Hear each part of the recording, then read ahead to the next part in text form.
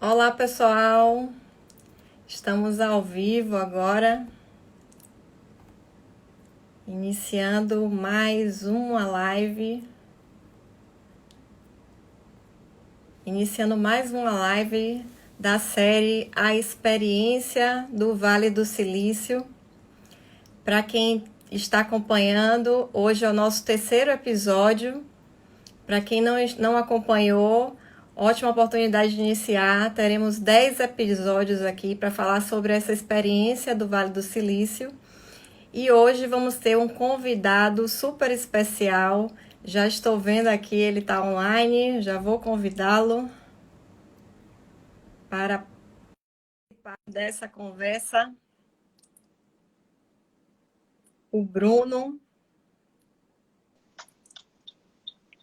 Tudo bem, Aline? Olá, Bruno. Seja bem-vindo à nossa Obrigado. live. Muito obrigada Eu que por agradeço o convite. aceitar esse convite.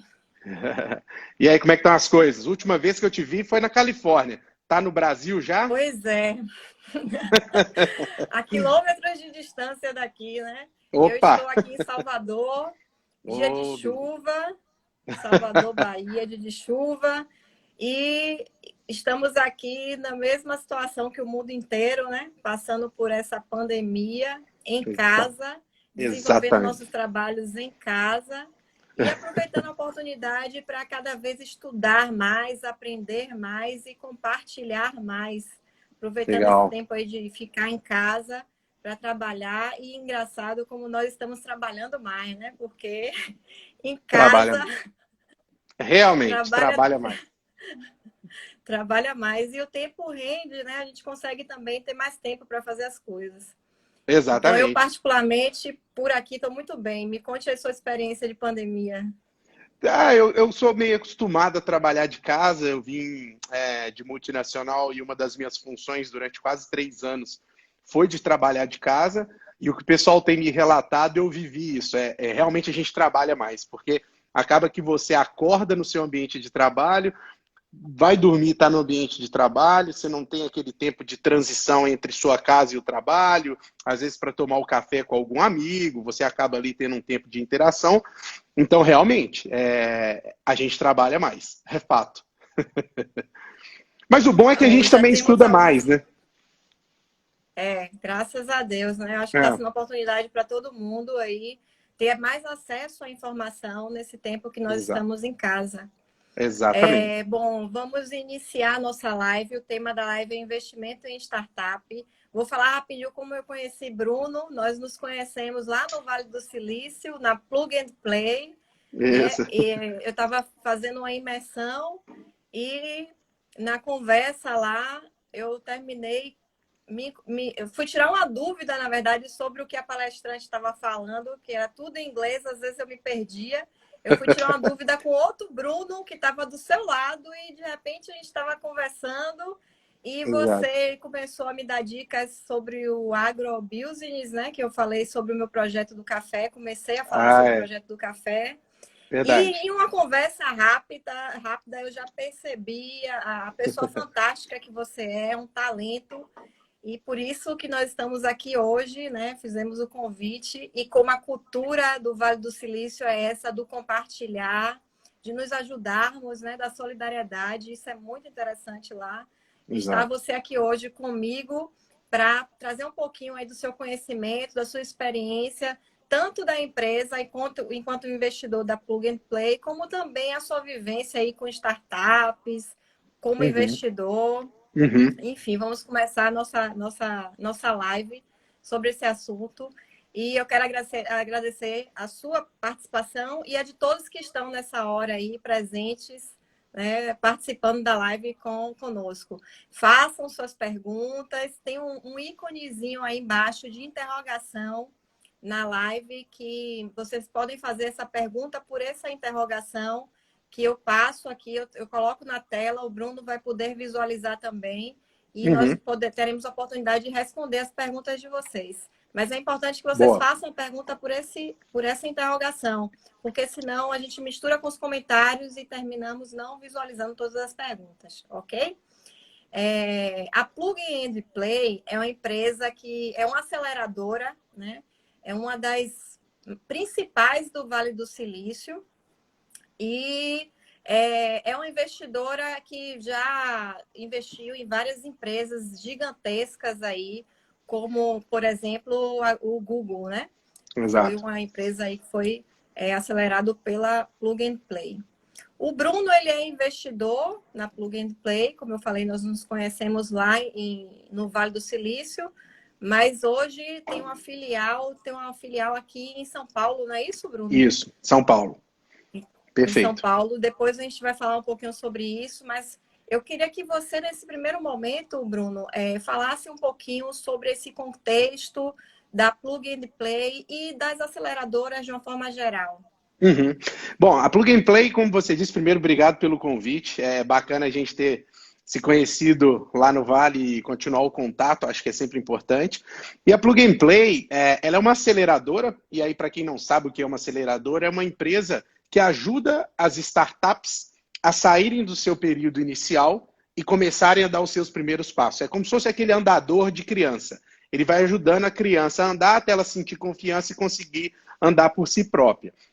E aí, quando a gente fala de startup, também pode surgir uma dificuldade de entender o que é startup. Muita gente acha que startup é começar um negócio pequeno. Na verdade, startup é qualquer empresa que usa, geralmente, base tecnológica para solucionar problemas em um ambiente totalmente instável. Então, a gente não sabe o que vai acontecer daqui para frente. E com tecnologias que são escaláveis, que é aquela que hoje você vende 1, amanhã você vende 1000, depois da manhã você vende 1 milhão.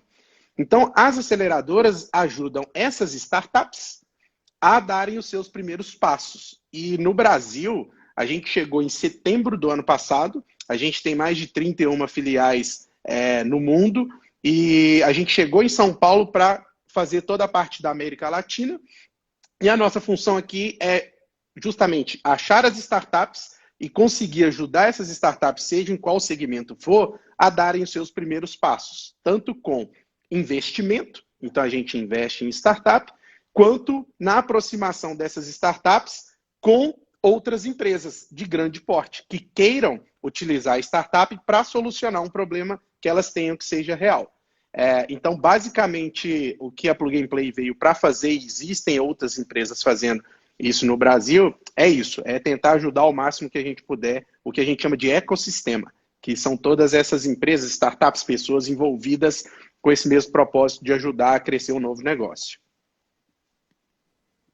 Você fez um comentário interessante, porque realmente muitas pessoas ainda têm dificuldade em compreender se o modelo de negócio que elas estão desenvolvendo ou querem desenvolver realmente é uma startup. Né? Teve uma pergunta de uma pessoa que eu conheço, quando soube da live, ele perguntou assim, eu faço parte de uma associação e nós desenvolvemos produtos com materiais recicláveis. Então, eles usam aquelas garrafas PETs e fazem vassoura com as garrafas PET. E é uma produção artesanal. São eles mesmos que desenvolveram um maquinário e desenvolvem as vassouras e agora querem escalar isso. Aí me perguntaram, é possível? Aí eu falei, eu vou passar a pergunta para Bruno. Eu acredito que é possível, sim. Se ele conseguir criar um modelo de negócio que várias pessoas consigam replicar esse modelo de negócio, ele escala, ele consegue escalar. Então, vou te dar um exemplo. Se ele conseguir criar uma máquina, que essa máquina consiga juntar a latinha e fazer a parte da latinha virar aquela parte do cabelo da vassoura, juntar com uma outra coisa que consiga fazer o cabo da vassoura, e isso dá uma vassoura sustentável no final do dia, que provavelmente é o propósito dele, e até para você ajudar o meio ambiente e tal, eu acho que ele consegue escalar. O que ele precisa pensar é como que eu consigo, com o mesmo produto, atingir várias pessoas em escala. E aí a escala é diferente de quando você escalona. Escalar é eu ter depois eu tenho 1000, depois eu tenho 1 milhão com a mesma ferramenta, com o mesmo software, com a mesma máquina. Escalonar é, com uma máquina eu faço 1.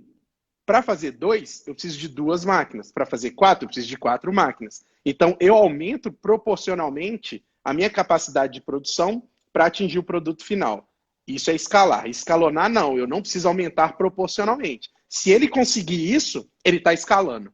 E aí vai do dia a dia dele procurar como fazer isso. Mas consegue sim.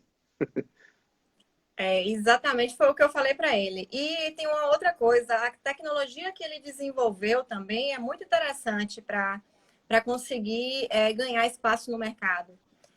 E qualquer outra pessoa também produzir essa vassoura sustentável, né? Esse material, esse produto sustentável.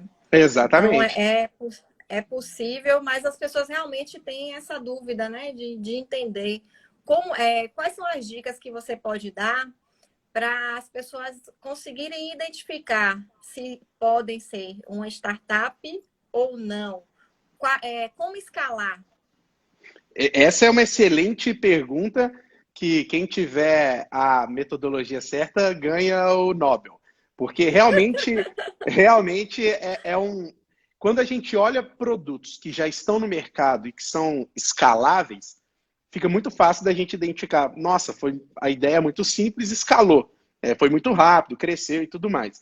Mas o difícil é a gente pensar realmente num problema que a gente pode resolver de maneira escalável. E esse é um grande ponto que todas as conversas que a gente tem com startup, a gente pergunta, qual o problema que você resolve? Porque o que vai fazer e contribuir bastante para a escala é se você efetivamente resolve um problema real. Se você tem um produto, um serviço que não resolve um problema real, é mais difícil de você escalar. Então, vamos dar exemplo, tá? Vamos dar o exemplo do Uber. Por que o Uber escalou? Porque ele tem um software que ele desenvolveu, que todo mundo que fizer o download está com o software na mão. Então, ele fez um produto que atingiu muita gente. E ele resolveu um problema real, que era o quê? Eu poder ir do ponto A para o ponto B a hora que eu quiser, e não a hora que o táxi passar. Então, quando o cara consegue imaginar problema e solução se encontrando, e que todo mundo pode ter acesso, ele escala. Então, ele consegue escalar facilmente. Pega outro exemplo, Airbnb.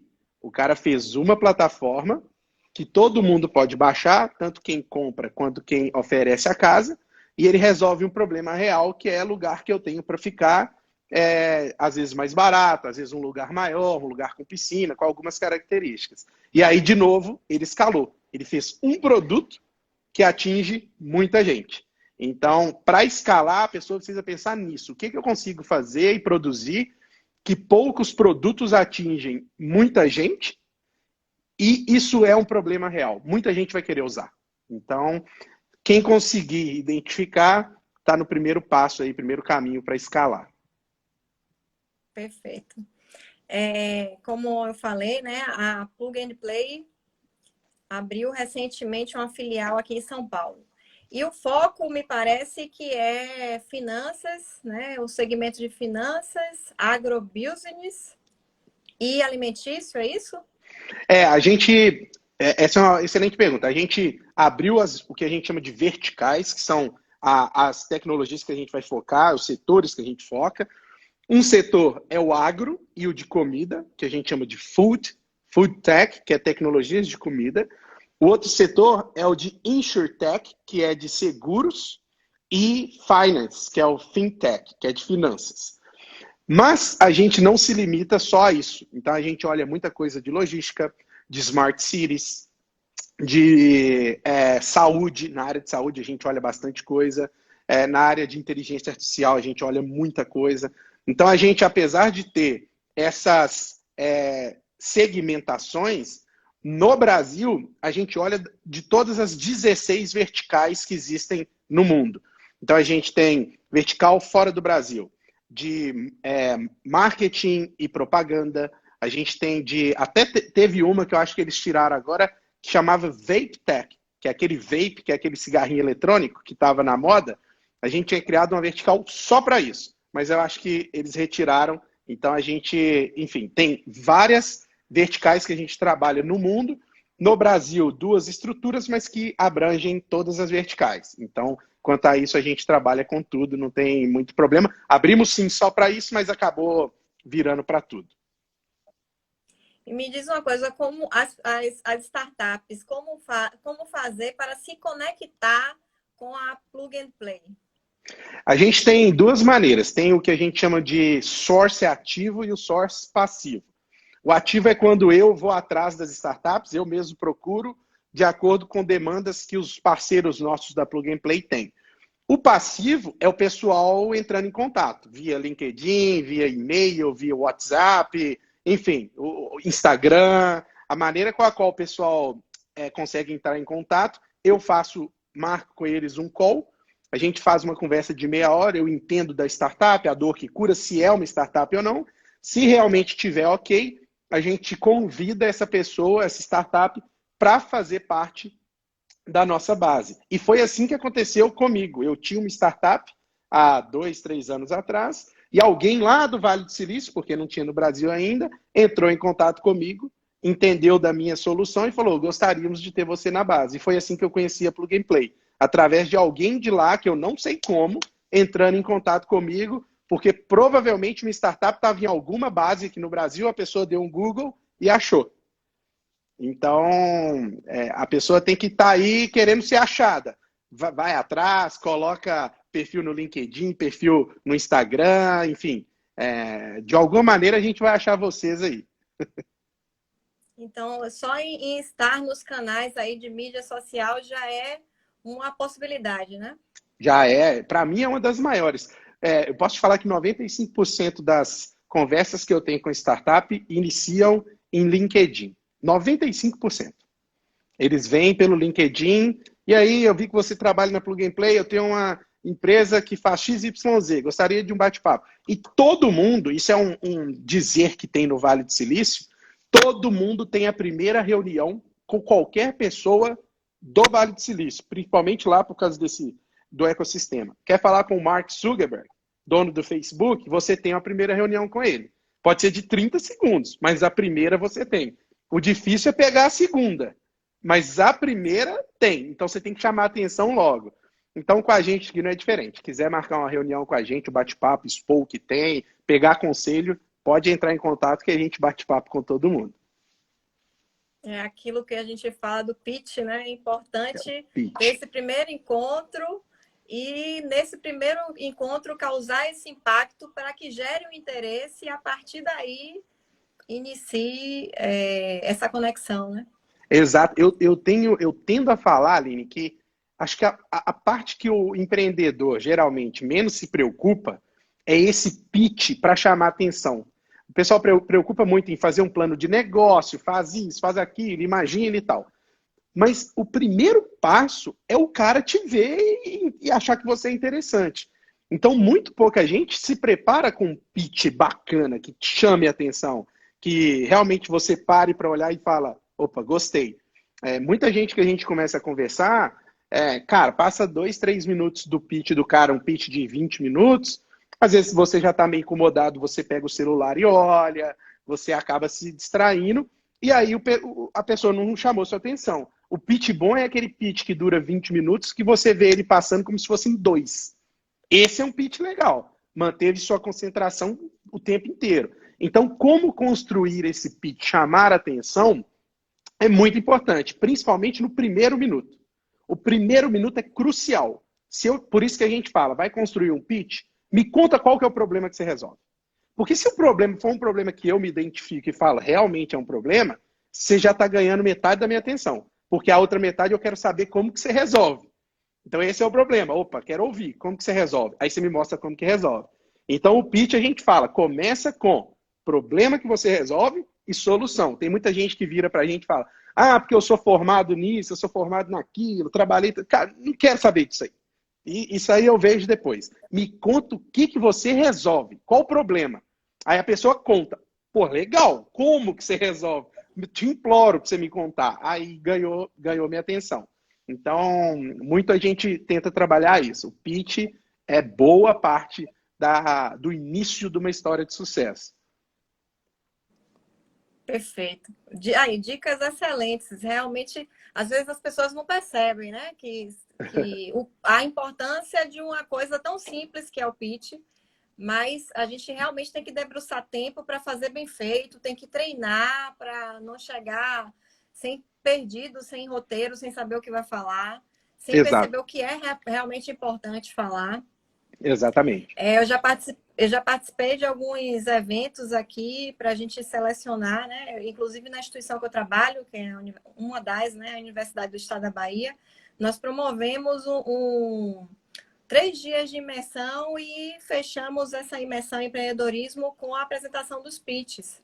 Hum, Mas a dificuldade do seu objetivo, da clareza, do entender qual é o problema de fato, né? E como você vai colocar a sua solução a partir desse problema é enorme, é enorme. Nós formamos os alunos e muitos saem do curso de administração sem saber ainda desenvolver um pitch, sem conseguir desenvolver uma ferramenta como Canvas, por exemplo, né, que exato. pode auxiliar. Então, essa prática, essa vivência é muito importante. E É, você, com a e tem que prática, praticar. Exato. Tem que praticar. Tem que praticar.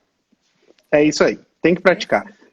E aí, quanto mais você pratica, o legal é você ir fazendo pitch. E aí, assim, outra dica: não espera o pitch também ficar 100% redondo, porque ele nunca vai estar 100% bom. Vai lá e vai fazendo pitch. Você vai fazendo e vai melhorando, vai fazendo e vai melhorando. Vai chegar uma hora que você vai coletando feedback e tal, aí você vai começar a ter um pitch mais adequado para cada situação que você tenha. Existe aí também um pouco de a sua situação perante a esse pitch. Se eu tenho um investidor que ele é um investidor que trabalha com só tecnologias disruptivas, o meu pitch tem que ser adequado para chamar a atenção dele. Se eu tenho um cara que não entende nada de blockchain, por exemplo, eu não vou começar o meu pitch chamando atenção para blockchain. Porque esse cara, às vezes, ele não quer ouvir o blockchain. Ele quer ouvir o benefício do blockchain. E eu não menciono blockchain, eu menciono o benefício. Mas tem um outro que quer ouvir a palavra blockchain. Eu vou e menciono. Então é importante também saber para quem que você está fazendo o pitch. Isso faz diferença. Perfeito. Uma outra coisa que eu queria te perguntar, na verdade, você fundou algumas startups, não foi isso? Foi mais de Isso. uma. 3. E como investidor anjo também, eu queria que você falasse um pouquinho sobre sua experiência, como foi isso, quais foram as dificuldades que você enfrentou para iniciar uma startup, enfim, trazer um pouquinho aí do seu know-how. Bom, a primeira startup que eu iniciei foi uma startup que, quando eu trabalhava em multinacional, na minha cabeça estava muito claro um problema que existia. E eu entendia que o blockchain com inteligência artificial poderia resolver facilmente aquele problema. E aí eu fiz um plano, assim como muita gente que eu vejo começando faz um plano de negócios maravilhoso no Excel, investe dinheiro para fazer esse plano, gasta tempo fazendo um plano que não é o produto. E aí eu fui atrás de investidor. No Brasil, a quantidade que eu estava pedindo para iniciar era bem maior do que um anjo, mas eu ainda assim acreditava que eu precisava disso tudo para começar, quando na verdade depois eu fui entender que eu precisava de muito menos do que aquilo, pelo menos para dar o meu primeiro passo, para fazer o meu protótipo. O protótipo é como se fosse assim, ó, eu preciso ir do ponto A para o B. Aí você faz um carrinho de rolimã. Não sei se todo mundo conhece aí carrinho de rolimã. Quem é mais antigo conhece. Aí você vai evoluindo o seu carrinho de rolimã até ele virar um carro, com retrovisor, motor e tal. Então, o primeiro passo é o carrinho de rolimã. A gente tem que fazer um carrinho de rolimã, um patinete que seja. E aí você gasta muito pouco dinheiro. E eu já queria sair fazendo o carro. No Brasil, muito difícil de achar dinheiro. E eu peguei, era uma quinta-feira, eu lembro até hoje, falei, cara, onde que tem dinheiro no mundo? Nova York. Eu peguei um voo e fui para Nova York. Falei, agora eu vou lá e vou atrás de dinheiro. Não conhecia ninguém, conheci só algumas pessoas de um curso que eu fazia em Boston e tal. E network nesse ponto, eu tô para falar que, sei lá, 70% dessa história, das histórias de sucesso, vem de network. Então, se você tem uma startup, você está começando um negócio, procure se relacionar com pessoas do meio, pessoas que possam te ajudar, te apresentar outras pessoas, igual a gente se conheceu no Vale. Então, não seja tímido de não ter a coragem de falar com alguém. Vai lá e fala, não tem problema nenhum. E fui para Nova York, fiquei 2 semanas. Lá em Nova York, era muito fácil você pegar um cheque assinado por várias pessoas para investir na sua startup como anjo. E o que é o investimento anjo? O anjo é aquele cara que acredita na sua ideia, no seu produto, que muitas das vezes ele já está rodando, você já tem um protótipozinho e tudo mais, e esse cara fala, gostei, para que você precisa desse dinheiro? Ah, eu preciso do dinheiro para ou aumentar a quantidade de cliente, ou fazer uma mudança, um improvement, uma melhoria no meu produto, blá, blá, blá. Então o anjo ele faz isso. Ticket médio, o anjo vai pôr aí, sei lá, de 200 mil a 1 milhão de reais no seu negócio. Então, lá em Nova York, tinha muita gente disposta a colocar o dinheiro, só que eu não tinha o protótipo ainda. Então, eu falei, eu posso fazer o protótipo, vim aqui e pego o dinheiro. Só que daí, eu conheci várias pessoas e uma das pessoas me convidou para abrir uma empresa junto com ele. Um cara lá dos Estados Unidos, a gente abriu uma empresa juntos, onde a gente faz essa transição de brasileiros e americanos para que as pessoas consigam ver as tecnologias que existem em cada uma das regiões. Muito parecido com o que você foi lá no Vale, mas a gente fazia para Nova York e Boston. E aí, por último, eu investi, na verdade, eu fundei e investi em uma outra startup, que o protótipo ainda está para ficar pronto. Então, a primeira eu fiz um spin-off, ou seja, eu tinha um produto, mudei o produto e licenciei para alguém usar, tem alguém usando. A segunda é essa que são das viagens, estamos parados por causa do corona. E a terceira é essa outra startup que a gente deu uma remodelada e está ficando pronto o MVP, que é o melhor produto possível para a gente testar no mercado. Então, essas, na verdade, tiveram outras tentativas que a gente não saiu nem do papel. A gente acabou gastando dinheiro, viu que o negócio não ia dar certo e matamos antes de gastar mais dinheiro ainda. Então, essa é a minha história por enquanto. Mas por que investir em startups, Bruno? A startup, o Brasil em si, ele é um país que ainda está muito novo quando a gente fala de investimento. O investimento que você faz na Bolsa, quando você põe dinheiro e vira sócio de uma empresa na Bolsa, ele é muito parecido com o investimento que a gente faz em uma startup. Qual que é a diferença? Na Bolsa, você tem vários KPIs, vários índices, que você consegue ver a saúde da empresa. Então, se a empresa, quanto de ativo ela tem, quanto que ela está gerando de caixa, quantos funcionários, você consegue ver muita coisa pela governança e tudo mais. A startup é a mesma coisa. A única diferença é que a startup ela é totalmente risco. O que você põe, ou você ganha muito dinheiro, ou você vai perder tudo. É isso. É risco total. É você colocar dinheiro. Vamos pensar a Google lá atrás, quando a Plug and Play fez a sua primeira aproximação do Google quando só tinha 2 funcionários. Naquela época, ninguém falava que o Google ia virar Google. A internet não é o que é hoje. Ninguém acha que uma ferramenta de pesquisa... Como assim ferramenta de pesquisa? Eu tenho a Barça aqui em casa, né? Eu tenho outras ferramentas que eu pesquiso. Nem computador eu tenho. Computador é muito caro.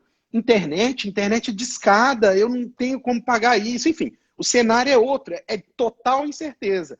E eles apostaram que a internet ia virar, que computadores iam ficar mais acessíveis, que todo mundo ia ter um celular na mão e que esse movimento de você fazer pesquisa, ele podia dar dinheiro se eu anunciasse dentro dessa ferramenta.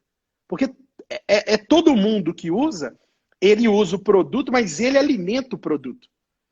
Então, quando a gente eu crio um site e anuncio no Google, eu estou alimentando a ferramenta de pesquisa. Então, baita modelo de negócio que hoje a gente fala, que modelo legal. Lá atrás é totalmente incerto. Então, quando você investe numa startup, você tem 2 opções. Você vai ganhar muito dinheiro ou você vai perder tudo. Basicamente é isso. É igual a matemática, né? Ou é mais ou é menos. Ou é mais ou menos. Exato. E aí tem até uma probabilidade disso aí que o pessoal estuda, que para cada 10 startups que você vai pôr dinheiro, você vai perder 9 e uma provavelmente você ganha. Então tem muita gente com tese de investimento, de investir em volumes de startup, para que uma delas que virar, ela compensa tudo que você investiu e ainda te sobre uma graninha. Então isso existe também. E para quem tem startup, por que ir atrás de investimento?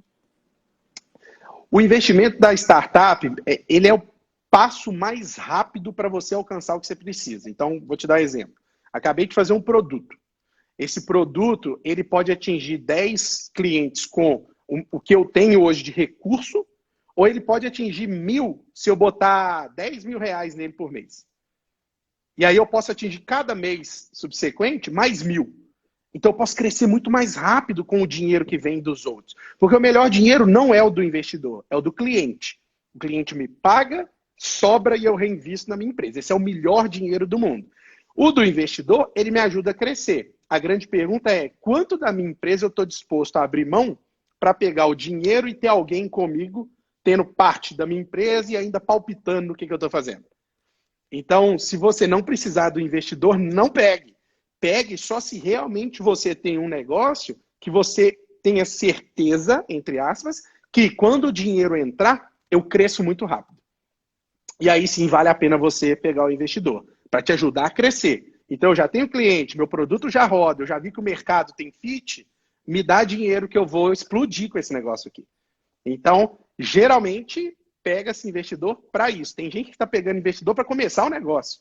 E aí é muito arriscado, é mega arriscado. Eu já vi gente pegando investidor e ainda tirando prolabore gigantesco. Não, não é para isso. O cara que está com a sua startup e pega o dinheiro de investidor, para o investidor, o ideal é que você tire zero de prolabore. Que você invista tudo na empresa. E você que se vire para viver. Mas eu não quero meu dinheiro para te manter, eu quero meu dinheiro para fazer a empresa crescer. Então, mais ou menos esse é o pensamento de quem investe. Perfeito. Deixa eu ver aqui se temos perguntas. Muita gente boa aqui na nossa live, alguns amigos seus que eu estou vendo aqui, mas tem também colegas aqui, professores, vizinhos, Suliana, Maria Rodrigues, minha mãe, sempre junto aí. E Aí, amar ó. o pessoal do Repeduca. Repeduca é uma startup que desenvolve soluções na área educacional. Eles estão Legal. desenvolvendo rotas personalizadas de ensino, para o ensino de português e matemática. Ah, Eu bacana. estou, eu estou junto com eles agora, entrei no time recentemente para fazer a parte de assessoria pedagógica, né? De Legal. material pedagógico.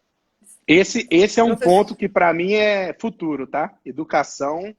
Eu não tenho dúvida, e deixa gravado isso que eu estou falando, que eu não tenho dúvida que educação vai ser a próxima disrupção que a gente vai ver de alguma maneira, eu não sei como, mas existe um apelo muito grande em relação a como que a gente vai educar quem está vindo aí. Porque tem um dado, não sei se você já ouviu, Aline, do Fórum Econômico Mundial, 65% das crianças que estão hoje no ensino fundamental, eles vão trabalhar em empregos que não existem ainda. não Então, como que a gente, existia. É. como que a gente prepara a criançada para algo que a gente não sabe o que vai ser? Então, a área educacional, e ela é mundial, são 7 bilhões de pessoas que vão precisar ser impactadas por isso. Então, eu acho que vocês estão no business certo. E assim, conversando, inclusive, agora com essas conexões com outros países, nós estamos no mesmo barco, todo mundo ainda no modelo tradicional de educação, alguns com a infraestrutura mais desenvolvida, já trabalhando com muitas tecnologias, Isso. outros não. Mas, assim, um modelo que proporcione uma aprendizagem significativa para esse perfil que nós temos hoje, essa geração, a gente não conseguiu ainda alcançar, né? Então, a Exato. proposta do Repeduca é ajudar, na verdade, é fazer uma mediação entre o que o professor já faz em sala de aula, e aí a gente desenvolve uma plataforma para que, através dessa plataforma, a gente consiga identificar o estilo de aprendizagem do aluno, porque Ótimo. sabemos que cada um aprende de uma forma, e a partir da identificação desse estilo, a gente desenvolve as rotas que vão proporcionar um aprendizado mais fácil, mais flexível, adaptando Isso. aquilo que realmente ele precisa, né? E Golaço. com entretenimento, porque a gente precisa ser feliz, a gente não pode fazer da educação aquela obrigação, aquela coisa que o aluno acorda, Exato. ai meu Deus, tem que ir para a escola hoje. Então, com Exatamente. entretenimento, com Que legal. conteúdo, mas trabalhando várias coisas, realidade virtual, realidade aumentada.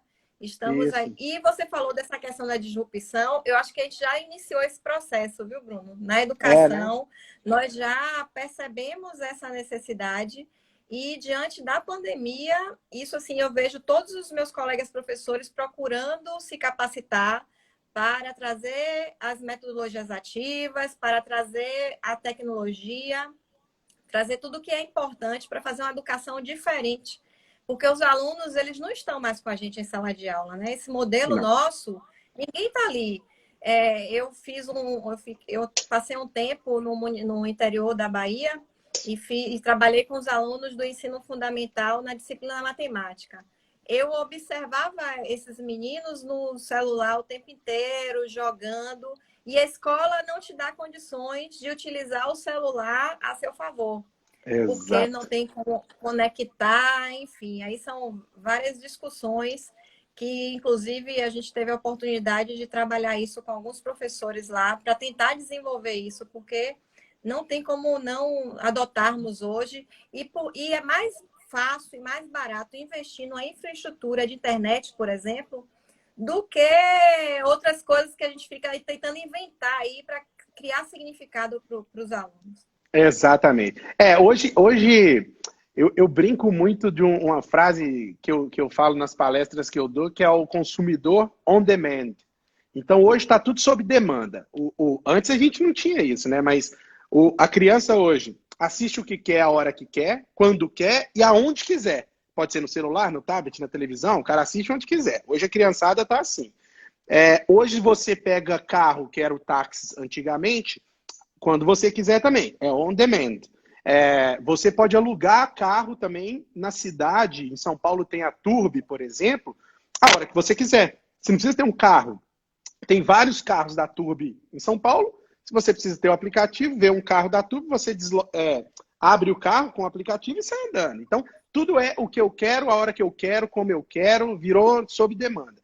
O estudo, pelo que vocês estão fazendo, eu acho que faz total sentido, ele pode sim ir nessa linha. O que eu, como estudante, quero?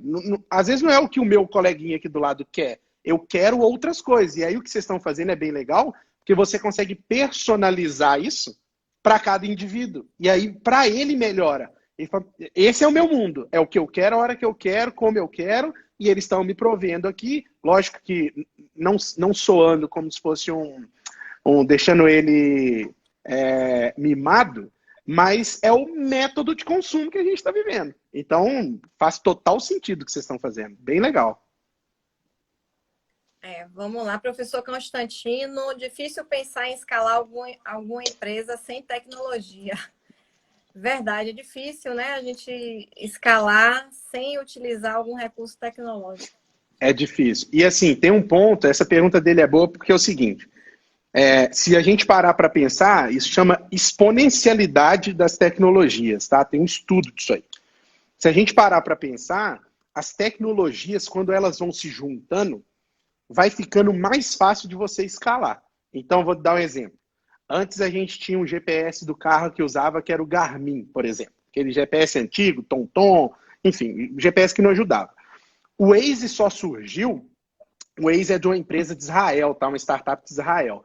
Ele só surgiu porque teve tecnologia de internet 3G, 4G, teve um celular capaz de rodar um aplicativo dentro dele, que se fosse aquele Nokiazinho antigo, você esquece, e ele teve tecnologia de GPS embutida. Então ele conseguiu unir várias tecnologias para criar um produto. Então a tecnologia em si, ela ajuda a alavancar e dar escala para aquilo que você está criando. Então, quanto mais tecnologia você conseguir embutir no seu negócio, provavelmente mais rápida vai ser a sua escala. E se você conseguir, lógico, agregar essas tecnologias. Então, eu acho difícil escalar sem tecnologia, e digo mais, acho difícil escalar sem várias tecnologias embutidas em uma só. Hoje em dia, está caminhando para esse lado. Perfeito. A professora Adriana coloca aqui, fazer educação hoje não tem como desvincular dos aparatos tecnológicos. Exatamente. Verdade, é difícil, né? E porque facilita, a tecnologia veio para facilitar realmente. Facilitar e a gente consegue desenvolver muita coisa. E eles se conectam com a gente quando a gente utiliza esses recursos, os alunos, né? Se Exato, conectam com os professores. Bruno, eu exatamente. queria te perguntar sobre o projeto Desobediência Produtiva. Eu achei isso fantástico. Eu até vi a Mari aí, que é a esposa do Ivan Morella, ela estava no colo, não sei se ela continua, mas é um projeto do Ivan, o Ivan Morella, não sei se a turma conhece, ele foi apresentador no Esporte Espetacular, no Globo Esporte durante muito tempo, trabalhou 20 anos na Globo. O Ivan foi um dos caras que sentiu essa necessidade de mudança interna dele, porque imagina você trabalhando em rede de transmissão igual a Globo, fechada. E aí pode ser qualquer rede de transmissão. Cada vez mais as pessoas assistem menos esses canais abertos. Então, se a gente tinha no passado migração de canal aberto para canal fechado, que é Sky, esse tipo de coisa, agora a gente tem uma migração desses canais fechados para tecnologias de streaming, Netflix, o Amazon Prime, YouTube, próprio YouTube. Pensa que a live do Gustavo Lima, imagina a live do Gustavo Lima no YouTube, fazer o estrago que fez e virou um novo modelo de negócio. Se você pensar em disrupção, o Gustavo Lima utilizou tecnologia para fazer uma disrupção incrível do mercado de música. Tava todo mundo passando aperto, como é que eu vou ganhar dinheiro? O Gustavo fez uma mega, acho que ele com a equipe, né? Uma mega disrupção e todo mundo foi atrás. E todo mundo agora conseguiu ganhar dinheiro. Então, de novo, é na dificuldade que a gente acha opções e possibilidades para você fazer um negócio diferente. Se está tudo bem igual estava antes, eu estou fazendo um show aqui, tem 20, 30, 40 mil pessoas, está um sucesso. Vem Marília Mendonça e põe 3,5 milhões de pessoas assistindo o negócio. Isso de dispositivos. Se cada casa tiver 2, 3 pessoas, ela pôs quase 10 milhões de pessoas assistindo.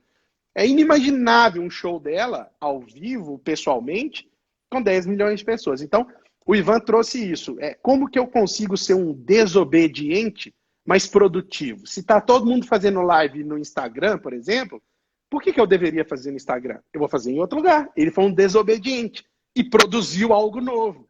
Então, o Ivan ele está fazendo esse bate-papo com muita gente. Foi um prazer enorme conhecer o Ivan. A gente conversa direto sobre isso. A meta dele, o que ele tem como visão de Ivan mesmo, propósito do Ivan, é causar isso nas pessoas.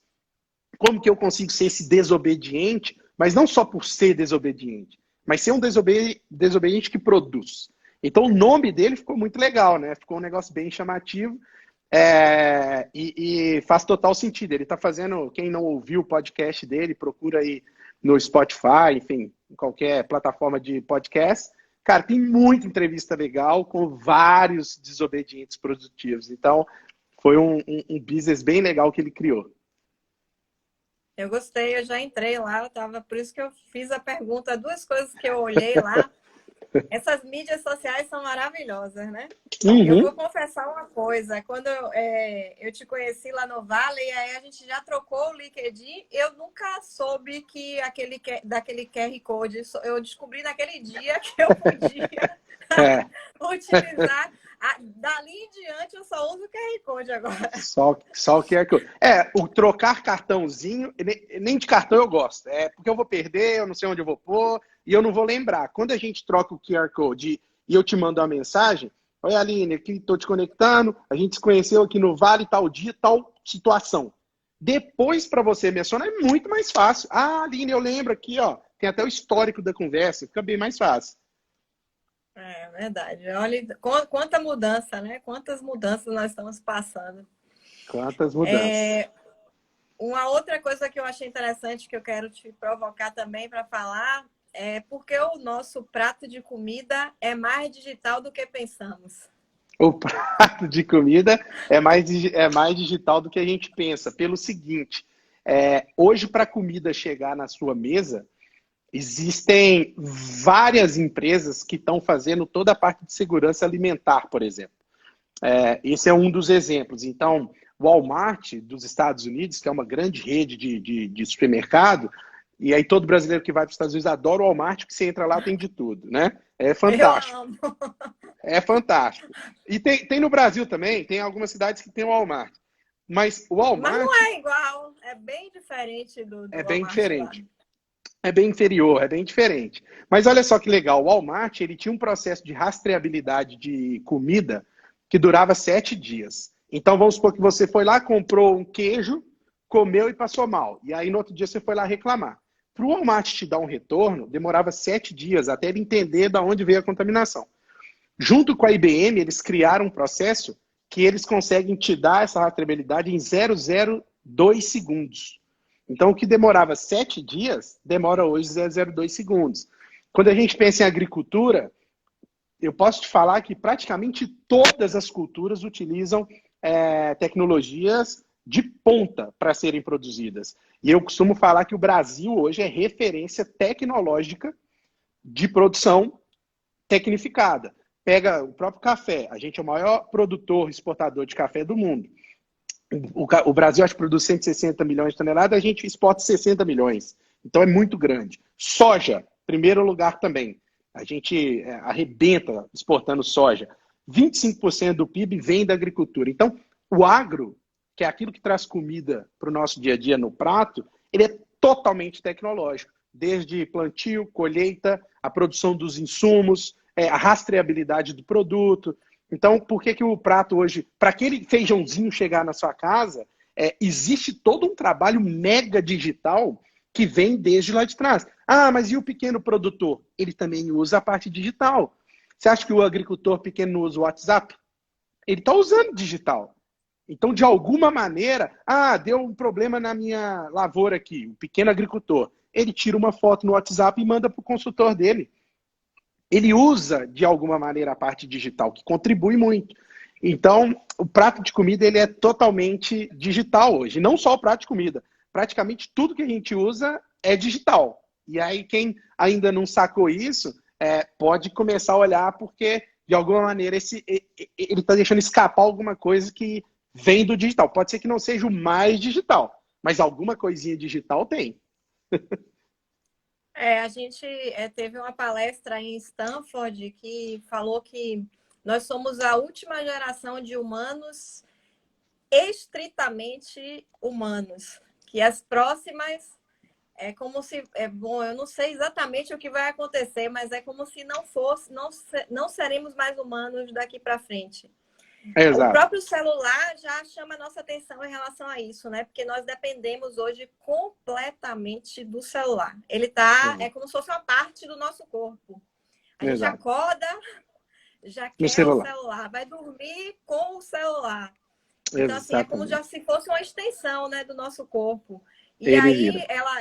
essa fala me provocou bastante pensar como serão os humanos daqui para frente com todas essas inovações, com toda essa automação e essa necessidade nossa, né? Porque quando a gente passa pela experiência, quando você conhece o Walmart nos Estados Unidos, você não quer mais ir no Walmart daqui do Brasil. Então, quando Exatamente. você vive a experiência, faz toda a diferença. E aí você não Faz quer toda a mais diferença. voltar, né? E aí a gente Eu tem não sei. um celular. Pode falar. Eu ia falar assim, eu não sei se você já viu, mas tem um seriado no Netflix que chama Black Mirror. É um Já. seriado, bem disruptivo. Mas tem Nossa, eu coisas. assustei muito. E tem coisas ali que, se você parar para pensar, já acontecem hoje. Então, vou dar um exemplo. Tem um episódio que tem uma menina que ela vive na. Todo mundo vive com rede social. E você tem seus pontos na rede social, e dependendo da sua pontuação, você pode pegar uma passagem aérea melhor, um hotel, até carona que ela tenta pegar lá, e todo mundo olha a rede social e tal. E aí você pensa, cara, isso nunca vai acontecer. Já está acontecendo. Quantas pessoas hoje vivem de seguidores em rede social? O Big Brother acabou, a Globo achou que ia acabar e ela falou assim, nossa, fantástico, vai me dar muito, muito barulho aqui depois, os ex-Big Brothers vão me ajudar aqui com a minha audiência. Nada. Todo mundo que saiu estava preocupado com quantos seguidores eles saíram. Então, isso já é realidade. Já é uma realidade que a gente vive. Lógico que lá está bem mais exacerbado e até meio cômico, mas se a gente parar para pensar, já está rolando. Então, se está rolando para a gente, imagina para os nossos filhos, que daqui 10 anos, 20, 15 anos, vão ser os consumidores de mais de 25% do que a gente for vender. Então, se você tem um business hoje, pense não no cliente de agora, mas dessa moçada que está vindo. Como que vocês vão vender para eles? Que eles vão consumir 25% de tudo que vai ser consumido. Então tem que pensar nisso também. Como que a gente atinge o público que está chegando, né? Verdade, verdade. É bem complexo, né? É, complexo. Suas considerações finais, Bruno. Temos 10 minutinhos aí de live para encerrar, porque a live é só uma horinha, né? Horinha, Só não, é muito tempo, mas a gente faz passar muito rápido quando a gente conversa, quando a conversa é empolgante. E eu queria te pedir para fazer as considerações finais, falando sobre investimento aqui no Brasil, algumas dificuldades, necessidades. Vocês conhecem o agrobusiness, é um mercado promissor aqui, né, no Brasil.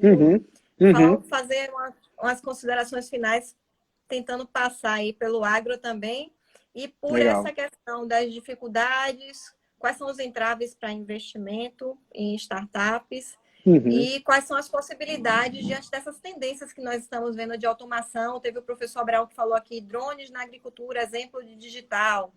Enfim, essas tendências do digital hoje.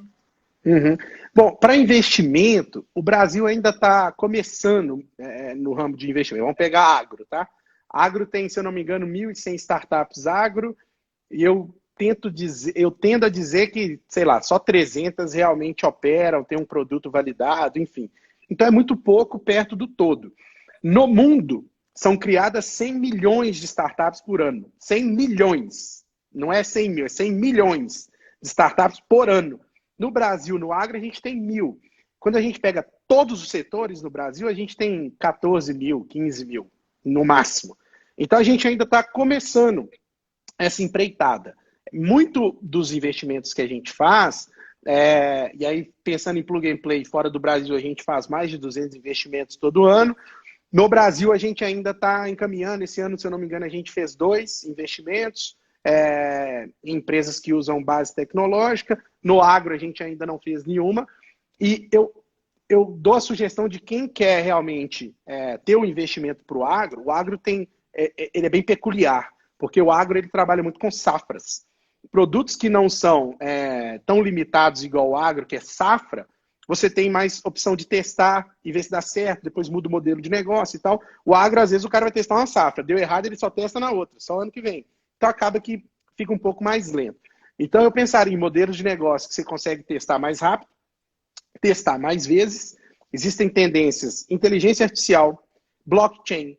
O drone é uma que é até realidade, muita gente usa drone. A parte de back-office do agro ainda precisa de muita ajuda. Para isso acontecer, uma coisa fundamental tem que ocorrer no agro: conectividade no campo. Sem conexão no campo, dificulta muito. Assim que a conexão chegar, quem tiver já engatilhado sai na frente. Então já trabalhe pensando offline, mas que já já isso aqui vai virar online. E aí você consegue ter a sua escala muito mais rápido. E é um ambiente novo. E tudo que é novo tem muito espaço para ser explorado. Então a minha sugestão quer criar algo no agro? Você tem uma ideia? Você tem... eu tenho uma ideia, quero tirar do papel, não sei como que eu começo. A primeira dica é: comece. Não tem jeito certo, não tem jeito errado. Começa. Vai e testa. E aí você vai testando, testa aqui na esquina, testa na outra. O Flávio, que eu vi que entrou aí, ele trouxe uma ideia da China. Fiz uma conversa com ele trouxe lá o business plan. Eu lembro de toda a conversa igualzinho eu fiz. Falei: Flavião, primeira coisa, testa. E aí passou uma semana, ele mandou foto. Ele lá testando com o pessoal a ferramenta dele, coletando feedback e tal. É isso, é assim que começa. E aí você começa a ver dificuldade, facilidade, qual o tamanho do fit que tem esse mercado. Então, as minhas dicas gerais são essas. Meu contato está aí, quem quiser entrar em contato comigo, marcar call, totalmente acessível. Pode entrar em contato, a gente marca, eu palpito na vida de todo mundo também. Acho que não tem certo ou errado. Então, enfim, contem comigo para o que precisar. Meu propósito é ajudar o máximo que eu puder os empreendedores. Perfeito. E vamos continuar nossa conversa depois daqui, porque o projeto da Rota do Café, eu preciso também Hum, começar a tocar. Porque tem bacana. uma outra questão, potencial nosso é o turismo, e eu acho que é pouquíssimo explorado aqui no Brasil. Eu vejo coisas assim em outros países bem mais simples, coisas e conseguem ganhar muito dinheiro com um negócio assim que a gente tem demais aqui. Exato. Exemplo, canais, passeios em canais e outras coisas assim que a gente vê fora. E aqui a gente tem cachoeiras, rios, belezas riquíssimas naturais e nós não utilizamos esse potencial para ganhar dinheiro, né? Para virar Exato. negócio também. E um E não tô apelo que falando eu, assim, eu ia falar, um apelo que eu pode... faço pro pessoal é para valorizar mais o seu, né? A gente mora aqui no Brasil, vamos falar bem. Eu vejo muita gente falar, porque é brasileiro não tem jeito, porque o Brasil, cara, para com isso, pensa em tudo que tem de bom que a gente pode vender. Ah, tem problema? Todo lugar tem problema. Eu morei um ano e pouco nos Estados Unidos, lá tem problema também.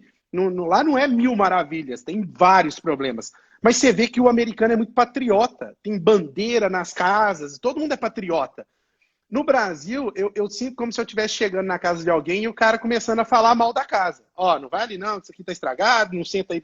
Cara, fala bem. Se a gente começar a falar bem, usar e trazer essa energia para todo mundo que a gente tem muita coisa bacana, a gente atrai todo mundo para ver o que a gente tem de bacana. Mas não adianta nada, o cara vem, você fala mal, o cara não quer voltar, nem a gente quer ver. Então, né, começa a falar bem, que vai dar certo.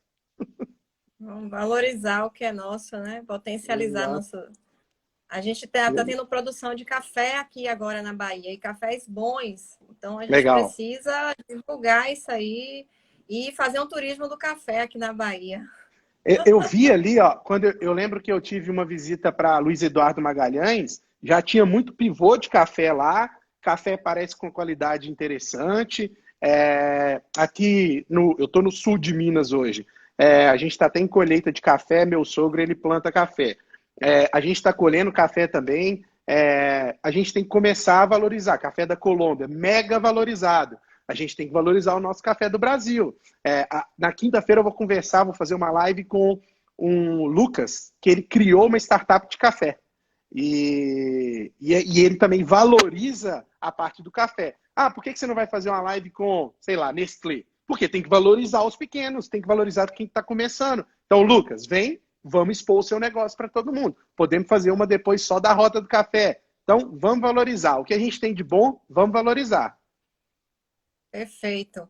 Obrigada, Bruno. Eu que Obrigada a todos que agradeço. estão aí participando. Leonardo, Abraão, professora Marília, Irlânia, Érica, Yamara, Flávio, Rosângela, Dene e Silma, Wagner Mata, gente, uma galera ótima aqui, professora Adriana, muitos participantes aqui. Muito obrigada. Bruno, nossa conversa continua depois. Pode deixar, vamos Obrigada sim. pela sua participação, muito Eu que sucesso para agradeço. você e até mais. Sucesso para você também com as duas iniciativas aí da educação e do café. E conta comigo, estamos sempre juntos. Obrigada, obrigada, Bruno. Um Abraço. abraço a todos. Tchau. Tchau, tchau.